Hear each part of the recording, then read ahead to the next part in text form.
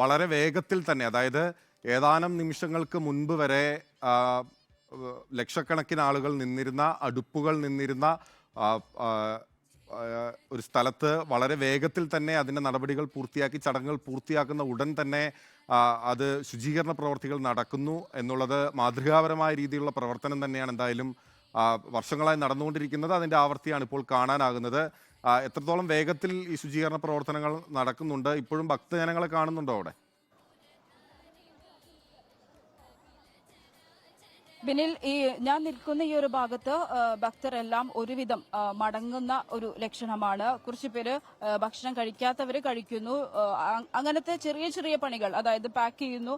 അതൊഴിച്ച് നിവേദിച്ചു കഴിഞ്ഞ ഉടനെ തന്നെ ഭക്തരെല്ലാവരും പെട്ടെന്ന് ഇറങ്ങുന്ന ഒരു സാഹചര്യം തന്നെയാണ് ഉണ്ടായിട്ടുള്ളത്. അതുപോലെ തന്നെ ബിനിൽ നേരത്തെ പറഞ്ഞതുപോലെ തന്നെ എല്ലാ വർഷവും ആവർത്തിക്കുന്നതാണ് ഈ ഒരു ശുചീകരണ പ്രവർത്തനങ്ങൾ. അത് കുറച്ചുകൂടി ഭംഗിയായി വേഗത്തിൽ പൂർത്തീകരിക്കുമെന്നാണ് ഇത്തവണ മേയർ തന്നെ പറഞ്ഞത്.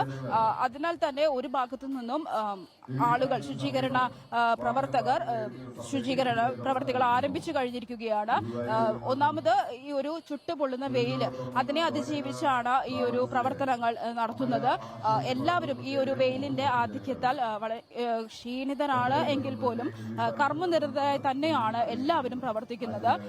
ഒരാളും അവരവരുടെ കൃത്യ നിർവഹണത്തിൽ നിന്നും മാറി നിൽക്കുന്നതായിട്ട് ഇവിടെ കാണാൻ പറ്റിയില്ല. കാരണം എല്ലാവരും ഇന്ന് പുലർച്ചെ മുതൽ 2 മണി മുതൽ, അല്ലെങ്കിൽ തലേദിവസം ഡ്യൂട്ടിക്ക് ഉണ്ടായിരുന്നവരൊക്കെയാണ് പല പല വിഭാഗങ്ങളിൽപ്പെട്ട ആളുകളുള്ളത്. ഇവരെല്ലാവരുടെയും നേതൃത്വത്തിൽ ഒരു ആളുകൾ അല്ലെങ്കിൽ ഒരു ടീം എന്നില്ല, എല്ലാവരുടെയും നേതൃത്വത്തിലുള്ള പ്രവർത്തനങ്ങളാണ് ഇവിടെ നടന്നുകൊണ്ടിരിക്കുന്നത്. ഒപ്പം തന്നെ വൈകുന്നേരത്തെ പ്രത്യേക ശുശ്രൂഷകൾക്കായിട്ടുള്ള അല്ലെങ്കിൽ പ്രത്യേക പൂജകളും വഴിപാടുകളും ഒക്കെ ഉണ്ട്. നേരത്തെ സൂചിപ്പിച്ചതുപോലെ തന്നെ അതിനുള്ള ഒരുക്കങ്ങൾ മറു സൈഡിൽ നടക്കുന്നുണ്ട്. അതിനായിട്ടുള്ള കുങ്കുമവും താലവും പൂക്കൾ, അതുപോലെ തന്നെ ദേവിയെ പുറത്തേക്ക് എഴുന്നള്ളിക്കുന്ന സമയത്ത് കൊണ്ടുപോകാനുള്ള ആലവട്ടം, വെഞ്ചാമരം, അതൊക്കെ രാജകീയ ചിഹ്നങ്ങളാണ്. അത്തരത്തിലുള്ള കാര്യങ്ങളെല്ലാം മറുഭാഗത്ത് ഒരുക്കുന്നുണ്ട്. അതുപോലെ തന്നെ ഇപ്പോൾ എല്ലാ ഭക്തരും എല്ലാവർക്കും അവരുടെ അമ്മയെ കണ്ട് ഒരു സായുജ്യം അടഞ്ഞു എന്നുള്ളതാണ് അവരുടെ വാക്കുകളിൽ നിന്നും അവരുടെ മുഖത്തു നിന്നും നമുക്ക് മനസ്സിലാക്കാൻ സാധിക്കുന്നത്. കാരണം ഇങ്ങനെ ഒരു ഇവിടെ യെല്ലോ അലേർട്ടാണ്. ആ ഒരു ഇത് മറികടന്ന്, അതായത് അമ്മയ്ക്ക് വേണ്ടി ഇന്നത്തെ ഒരു ദിവസം മാറ്റിവെച്ച് നിവേദ്യം അർപ്പിച്ച് അത്തരത്തിലൊരു അർപ്പണബോധത്തോടെ എത്തുന്ന ആളുകളാണ്. കഠിനമായ വെയിലിനെയും അവഗണിച്ചുകൊണ്ടാണ് ലക്ഷക്കണക്കിന് ഭക്തർ തിരുവനന്തപുരത്തെ നഗരവീതിയിലേക്ക് എത്തുകയും ആറ്റുകാലമ്മയ്ക്ക് പൊങ്കാല സമർപ്പിക്കുകയും ചെയ്തത്.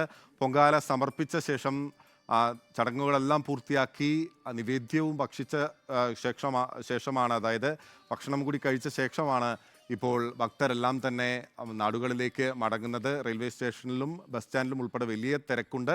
എന്നാലും എല്ലാവർക്കും യാത്രയ്ക്ക് വേണ്ട സൗകര്യങ്ങൾ ഒരുക്കിയിട്ടുണ്ട് എന്നാണ് റെയിൽവേയും KSRTCയും അറിയിക്കുന്നത്.